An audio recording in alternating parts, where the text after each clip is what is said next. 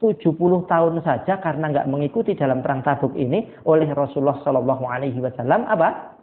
Dihajar. Ya, dia dikasih sanksi. Apa? Tidak diajak bicara, siapapun tidak boleh diajak ini. Jadi nek tuku ya gur ngelungke duit ya, terus kemudian nek kurang ya ora oleh diajak ngomongan, pakai isyarat pokoknya intinya tambah ya, itu. Kalau susuk ya langsung disusui ya, itu. Coba dan dalam keadaan ya, sahabat ini dalam keadaan lagi disanksi seperti ini, itu datang surat dari Raja Ghassan ya, jadilah Nasoro, kamu tak jadikan pembesar, kamu tak kasih kekuasaan sekian tempat, itu semuanya sudah untuk kamu, semuanya harta yang didapatkan dari masyarakatnya, pajaknya untuk kamu dan yang lain sebagainya, keluarlah dari agamanya Muhammad ya. Akan tetapi mereka bertiga tetap tidak ya, hanya bertaubat kepada Allah Subhanahu wa taala. Dan 10 terakhir ya, 10 terakhir pun ya, istrinya tidak boleh nemani ngomong-ngomong di rumah. Kon mulih yang ngene bapake. Ya. Ditambah ini lagi ya. Tambah berat lagi. Mungkin kepikir lagi pada benaknya, bariki apa kira-kira ya. Ya. Bismillahirrahmanirrahim. Kepekaan dari para sahabat-sahabat Rasulullah Shallallahu Alaihi Wasallam. Ketika suatu saat, ya, ada 2 sahabat Rasulullah yang berselisih. Yang mana perselisihannya ini disebabkan apa? Disebabkan pohon kurma. Jadi pohon kurma ini tumbuhnya itu di fulan B. Terus kemudian di fulan B ini tadi itu mentelungnya, ya, yang akhirnya daunnya jatuhnya, terus kemudian bunganya jatuhnya, ya, kotorannya jatuhnya itu ke tempat si A. Akhirnya si A, ya, bilang pada si B, mbok tolong dibersihkan supaya tidak ngotori tempatnya orang. Ya, dia tetap nggak mau. Ya udahlah, kalau tidak mau, ya, kurma Anda ini, ya, tak belinya saja, tak tebangnya supaya nanti tidak mengotori tempat saya. Ya, atau nanti kalau buahnya jatuh dimakan anak saya supaya menjadi halal. Ya. Tapi orang tadi juga tidak mau. Oh jangan, ini kurma satu-satunya warisan leluhur. Ya. Jangan sampai dipotong. Akhirnya apa? 2 orang ini terus bagaimana solusinya? Kamu berarti selalu mengotori tempat saya, pekarangan saya. Akhirnya Rasulullah SAW ya, pun sampai ikut hadir di situ.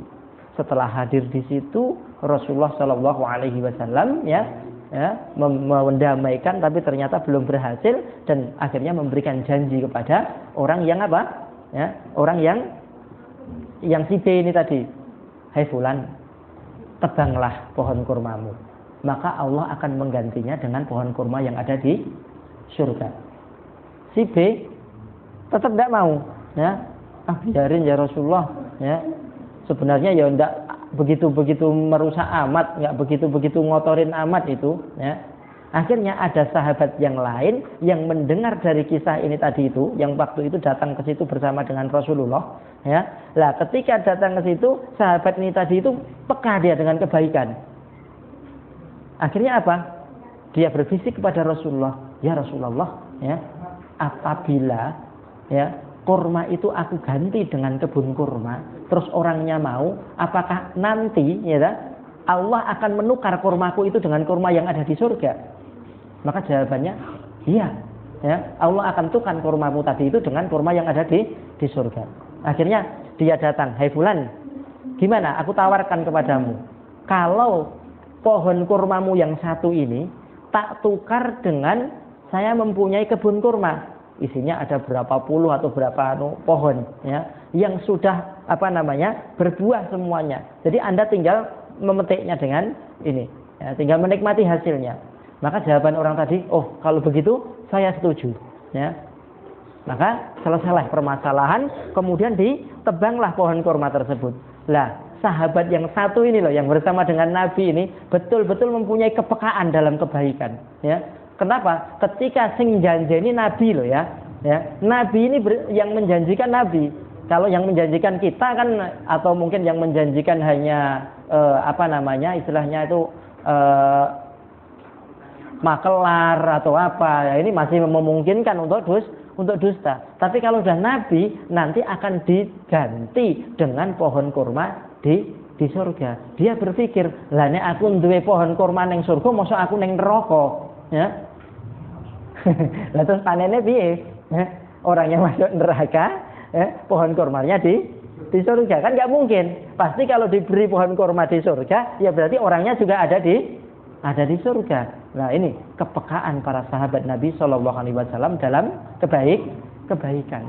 Makanya seringkali kadang-kadang kita itu tidak peka dengan kebaikan. Ada kebaikan dan amal soleh yang sebenarnya lewat mondar-mandir di depan kita, tapi kita tidak memahaminya. Ya, lah ini tipe-tipe yang seperti ini, Ikhwan Fillah, itu disebabkan karena banyaknya dosa yang sudah menumpuk pada diri kita sehingga kita dengan kebaikan itu tidak peka, atau bahkan dengan dosa pun kita akan mengatakan dia biasa, ya itu. Mosok ada orang dandanannya model kayak gitu, kalau di tempat saya biasa itu. Lah tetap harus kita katakan itu adalah dosa, jangan biasa. Ya. Kalau kita katakan biasa, akhirnya kita menjadikan ya sebenarnya amalan dosa kita anggap suatu hal yang biasa saja. Ini adalah kekeliruan yang besar. Namanya kita tidak peka dengan dosa dan juga kita tidak peka dengan kebaikan. Ya. Ini. Nah, untuk itu Ikhwan Fillah, di sini kesimpulannya adalah ya, apabila dua orang ya yang dia itu oleh Allah Subhanahu wa taala dikasih nikmat berupa nikmat ikhwana, nikmat persahabatan, paseduluran ya, pertemanan ya sesama muslim antara satu dengan yang lain, yang nikmat ini seperti difirmankan oleh Allah Subhanahu wa taala dalam surat Al-Anfal, wa allafa baina qulubihim law anfaqta ma fil ardi jami'an ma allafta baina qulubihim walakinallaha allafa bainahum. Ya, Allah itu memberikan nikmat berupa ta'liful qulub. Hati mereka itu saling lunak, saling bersahabat, saling mencintai. Ya, lau anfaqta ma fil ardi jami'an ma allafta baina qulubihim. Andaikan kalian itu menginfakkan seluruh bumi dengan cara apapun caranya ya untuk mempersaudarakan satu orang ya atau mungkin satu kelompok, itu ma allafta baina qulubihim. Kalian tidak akan sanggup. Tapi itu adalah nikmat Allah Subhanahu wa taala. Makanya kalau kita sudah bersahabat ini jangan dirusak. Lah rusaknya suatu persahabatan itu sebenarnya apa? Tidak terus kemudian kita menyalahi dengan satunya, tidak, itu saja. Tapi rusaknya suatu pertemanan dan persahabatan ini tadi itu karena apa? Sebenarnya amal dosa yang kita kerjakan. Ya, amal dosa yang kita kerjakan. Sehingga seperti yang dikatakan ya, seorang ulama tadi itu ya, bahwa idza taghayyara sahibuka 'alaika, apabila temanmu itu kok berubah sikapnya terhadap dirimu dari mencintai menjadi membenci ya, ya, fa'lam anna dzalika min dzambin ahdatsahu, itu ketahuilah kalau itu adalah suatu dosa yang telah kalian kerjakan. Ini barometer loh ya, ini suatu ukuran ya. Untuk itu ya kita harus introspeksi dari urusan seperti ini. Qala al-Musni, Imam al-Musni beliau mengatakan, idza wajadta min ikhwanika jufaan fatub ilallah. Kalau ada kau jumpai temanmu itu tahu-tahu kok benci sama kamu, enggak suka sama kamu, fatub ilallah. Maka taubatlah pada Allah, astagfirullah. Mungkin aku ngelakoni dosa tapi tidak sengaja, atau mungkin tidak saya sadari. Ya. Atau mungkin kita sadari tapi belum bisa taubat dari amal soleh ini tadi itu. Sehingga setiap kau melihat ada temanmu yang dulu itu sudah saling mencintai, saling bersahabat, kok ada suatu perpecahan, ada kebencian terhadap dirimu, fatub ilallah. Maka taubatlah kepada Allah Subhanahu wa taala. Ya. Kenapa? Supaya sifat saling mencintai ini tadi itu akan rapat kembali. Jadi tidak bisa ya, karena perpecahan ini tadi itu sebenarnya adalah at-tafriqu uqubatun lidzalika dzambi.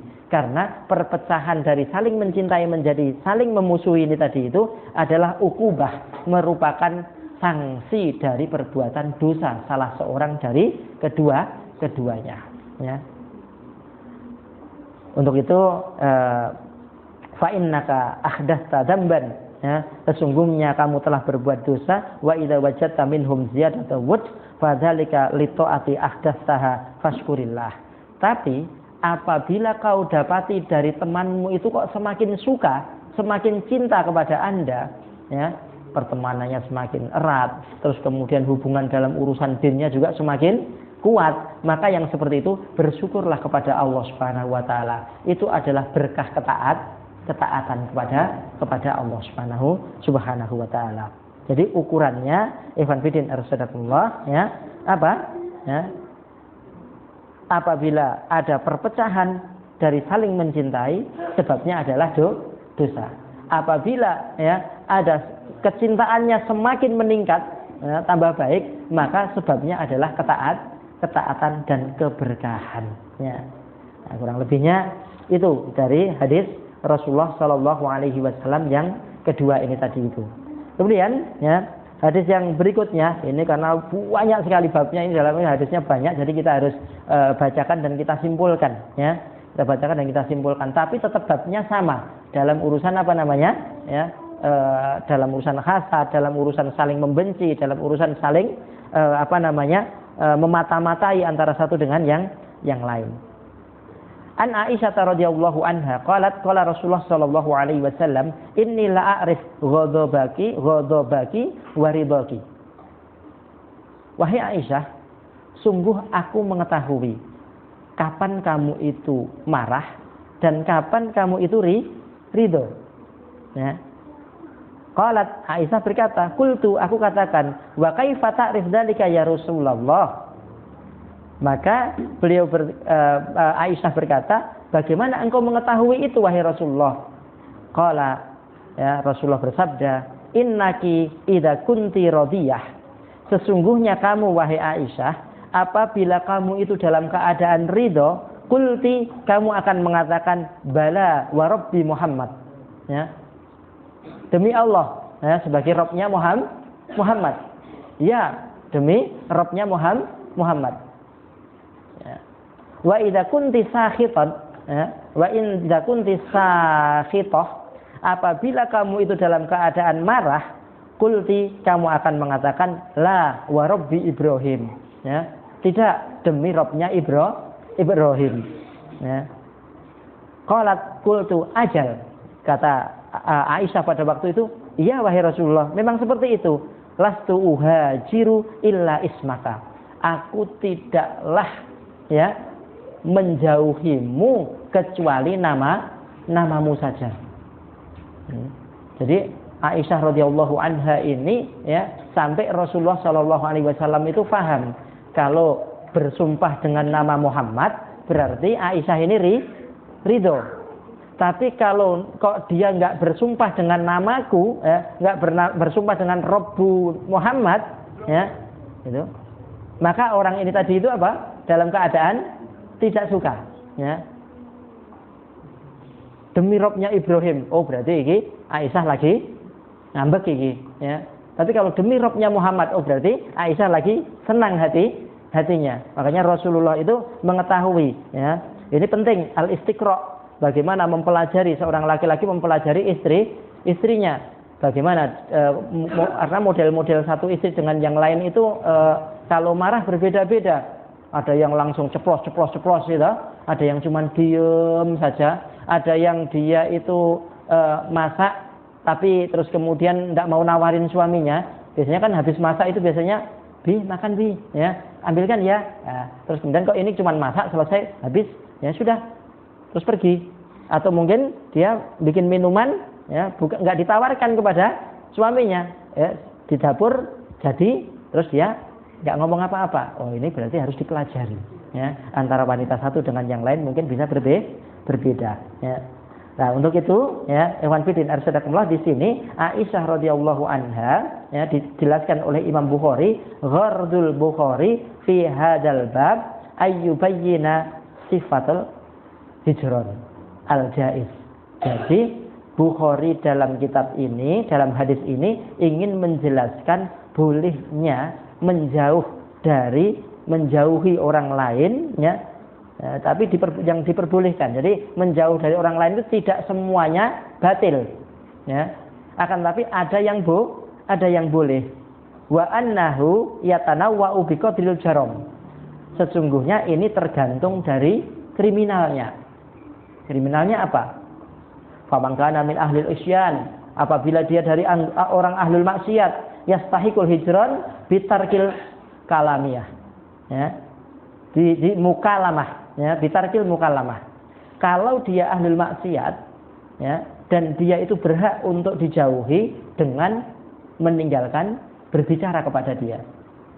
Sebagai contoh, seperti orang yang maksiat tidak ikut pergi dalam perang Tabuk, ya, yaitu Ka'ab bin Malik dan dua temannya. Padahal dua temannya itu juga orang yang sudah tua-tua, umurnya sudah 70 tahun. Ya. Kenapa? Ya, kayak perjalanannya itu adalah laukana aradan qoriban wastafarun qasidan lattaba'uka walakin ba'udat alaihimus suqqah. Ya. Andaikan safar itu dekat, perjalanan itu di masa yang enak, ya, di tempat-tempat yang agak teduh, ya, itu maka orang-orang munafik itu akan mengikutimu, wahai Muhammad. Tapi perjalanan ke Tabuk ini ba'udat alaihimus suqqah. Ini adalah perjalanan yang panjang dan jauh, ditempuh 1 bulan saja baru sampai tempat tujuan. Sedangkan menuju ke sana itu loh, orang-orang itu sudah disebut jaisul usrah, kehabisan apa? Makanan di jalan, kehabisan minuman di jalan. Jadi sudah dalam keadaan sangat sulit, ya, sangat sulit. Sehingga adzan waktu itu di Madinah dalam keadaan panas-panasnya waktu, dan waktu panas ini tadi itu adalah waktu panennya kurma. Sehingga apa? Sehingga, ya, para sahabat ini tadi itu ada yang umurnya sudah 70 ini dipikir-pikir melaku loh, Pak. Jalan kaki, ya, dari Madinah sampai Tabuk. Ya, Syekh Abdullah Azam mengatakan sekitar 800 kilo. 800 kilometer loh ya, ke Tabuk itu. Sini Jakarta berapa kilometer? Sampai 1000 nggak sampai ya? Berapa? 700. Berarti sini Jakarta tambah 100 kilo lagi. Mungkin sampai Merak. Mau nyebrang ke Bakau sini. Ya. Jadi artinya melakukan perjalanan yang mana satu onta untuk 10 orang.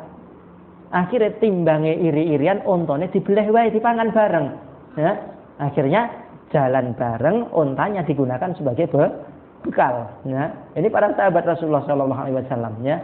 Ini 70 tahun saja karena nggak mengikuti dalam perang Tabuk ini oleh Rasulullah SAW apa? Dihajar. Ya. Dia dikasih sanksi. Apa? Tidak diajak bicara, siapapun tidak boleh diajak ini. Jadi nek tuku ya kurang ngelungke duit, ya. Terus kemudian nek kurang ya. Nah, orang oleh diajak ngomongan, pakai isyarat pokoknya intinya tambah, ya. Itu. Kalau susuk ya langsung disusui, ya. Itu. Coba, dan dalam keadaan, ya, sahabat ini dalam keadaan lagi disanksi seperti ini, itu datang surat dari Raja Ghassan, ya. Jadilah Nasoro. Kamu tak jadikan pembesar, kamu tak kasih kekuasaan sekian tempat, itu semuanya sudah untuk kamu, semuanya harta yang didapatkan dari masyarakatnya, pajaknya untuk kamu dan yang lain sebagainya. Keluarlah dari agamanya Muhammad, ya. Akan tetapi mereka bertiga tetap tidak, ya, hanya bertaubat kepada Allah Subhanahu wa taala. Dan 10 terakhir ya, 10 terakhir pun, ya, istrinya tidak boleh nemani ngomong-ngomong di rumah. Kon mulih yang ngene bapake, ya, ditambah ini lagi, ya, tambah berat lagi.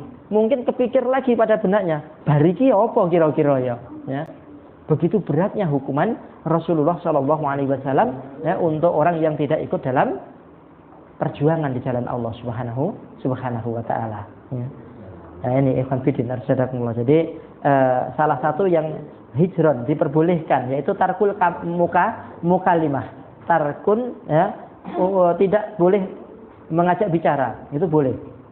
Waqti satu Ka'ab wa ashabihi wa makana minal mughadibah bainal ahli wal ikhwan fayajuzul hajar fihi bitarki tasmiyah masalan. Tapi kalau kita itu lagi marah bersama ikhwan, teman kita, atau ahl, istri kita, atau dengan keluarga kita, maka kita boleh apa? Bitar kita tasmiyah masalan. Ya.